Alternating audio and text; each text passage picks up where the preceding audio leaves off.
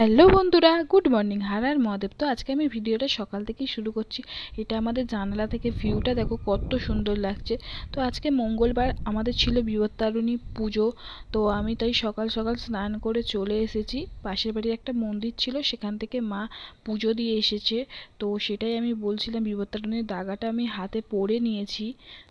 তো এখানে দেখছিলাম যে কি কি প্রসাদ আছে। হাফ মানে বাড়ির লোক খেয়েছে, বাকিটা আমি তাই দেখছিলাম খাবো বলে একটা কিছু। তো তারপর হচ্ছে আমি এখানে জানালা থেকে দেখাচ্ছিলাম বিপত্তারিণীটা পরে কেমন লাগছে। তো এখানটা বাবু কি বলছে তোমরাই শুনে নাও কি বলছে। আমার দড়ি বাঁধা হয় না হাতে। এখন আমি দাঁতও মাজিনি, চানও করিনি।